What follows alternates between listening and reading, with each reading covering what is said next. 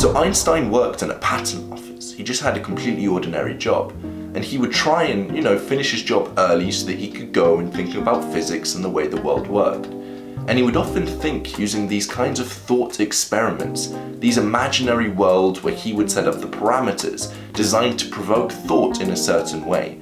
And he would use these to either disprove old theories or prove new theories. And then in one spring day in 1905, he was on his way back from work. He'd just finished early like normal, and he was on a tram, and he was sat right at the back of the tram as it was moving backwards.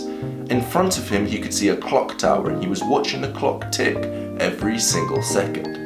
And then the tram started moving backwards away from the clock tower. Now Einstein imagined what would happen if the tram was moving away from the clock tower at the speed of light. So if you don't know, the speed of light is obviously how long it takes light to get from point A to point B. So if me and you are having a conversation and you smile at me, how long does it take for light to travel from your lips into my eye? And it seems instantaneous. It seems that light travels at the speed of, infinity. But that's not the case. In reality, light has a speed. The only reason it seems like it's instant, because the distances we normally talk in day-to-day life is so small, and light travels so fast that it seems like it's instant. And it takes 1.3 seconds for light to travel from the moon to Earth, and it takes somewhere around 8 minutes for light to travel from the sun to the Earth.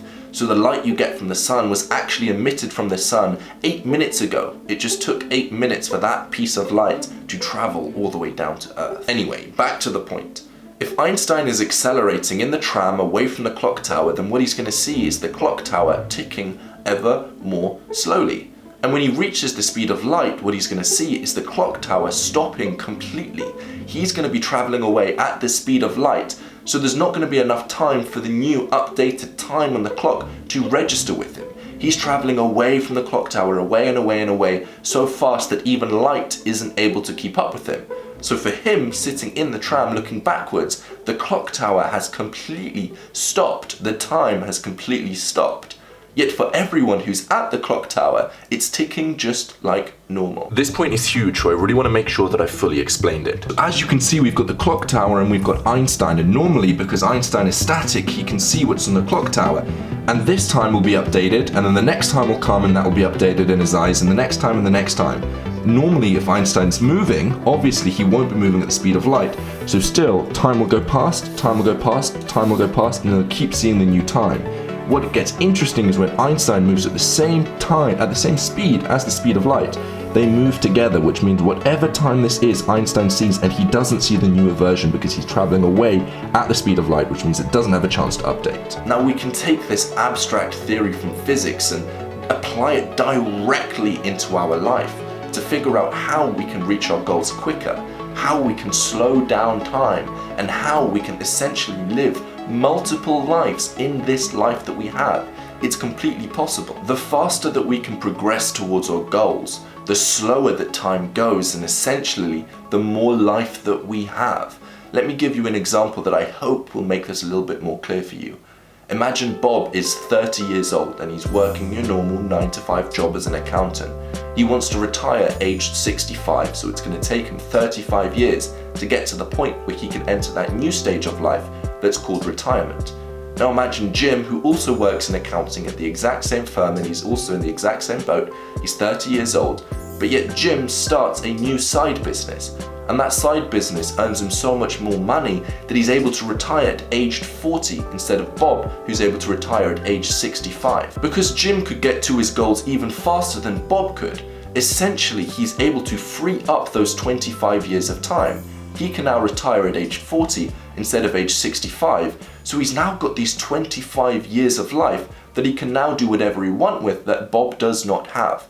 Because Jim sped up, and because Jim went faster towards his goals, time slowed down and he freed up this new amount of time that he could spend with whatever he wanted. And this is the reason that we hear quotes such as, "The man who has lived the most is not he who has counted the most years, but he who has felt the most life." So what if we started measuring time not as ordinary time, but as distance traveled?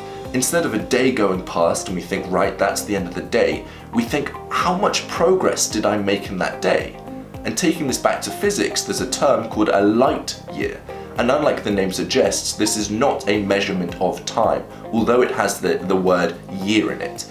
A light year is a measurement of distance. It is simply the distance that time can travel in a year. So we've got a light minute, which is the distance that time can travel in a minute. So there we're taking a term that normally people assume it counts, the time elapsed, but actually it's taking into account the distance elapsed. And what if we all started measuring time not as normal time, but as how much progress, how much distance we make in that given time? Who cares if a day goes past? What's far more interesting and relevant to us is how much progress did you make towards your goals or a desired state in that given day? So if you follow that logic, the faster that you go, the slower time goes and the more life that you can live. Another example would be if it takes someone 100 hours to write an essay because they're procrastinating and they're not focusing as clearly as they can. Then it takes somebody else 30 hours to write that same essay.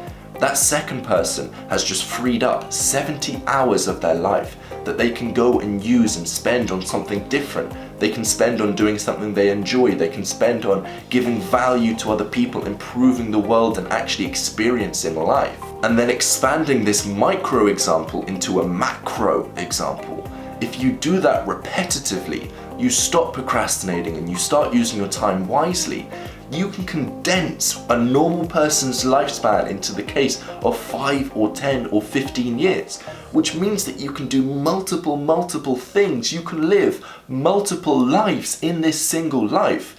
It's why Seneca said that it is not that we have a short time to live, but that we waste a lot of it.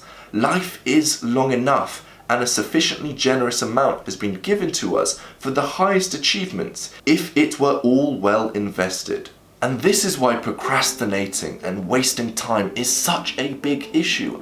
It's not just a few hours here or there that you're missing. You're building the habits of procrastinating. You're wiring your brain to accept that kind of behavior. And over the long run, you waste so much time. Time is speeding up for you. You are accelerating through life and you're not going to experience the kind of life that you want to live. You're literally dying because when you procrastinate, that dead space, that dead hour is dead. You can't get it back. You are literally dying second by second by second. You're sacrificing time that could be spent on doing incredible, amazing things, on helping other people, on living life, experiencing its beauties. And when you think about it, when you give a gift to someone, it's their birthday, and you buy them some flowers, you're not really sacrificing the money that it took to buy those flowers. More directly, you're sacrificing the time that it took for you to earn that money for you to buy those flowers. So when you buy someone a monetary gift, in a way, you're sacrificing your time, you're giving them your time. And we all know that spending time with loved ones is really precious, but giving someone time is completely priceless. And it was that motivator that got me to start the procrastination program. If I can help people stop procrastinating, help people use their time more efficiently, I'm actually giving them more life. I'm allowing them to experience life in the way they want to and live multiple lives in the same time. If you get an Uber instead of walking, you're saving 20 minutes of time. If you go to the doctors and you get some surgery, maybe you're saving 5 or 10 years of your normal life. Whereas if you can stop procrastinating and use your time wisely, you're able to live multiple lives in this one life. So the moral of the story is, the faster you get towards your goals, the slower time goes and the more life that you give. So stop procrastinating, stop wasting time. And if you want help with that, you can join the procrastination program, although we're full most of the time. But if you want, there's a link in the description. And although this just seems like a plug for the program, which it kind of is, being honest with you, it's also just a reminder whether you join the program or not to stop wasting time, because when you waste time, you're dying. And it's also a reminder to keep progressing towards your goals, because the faster that you can get there, the more life that you can live.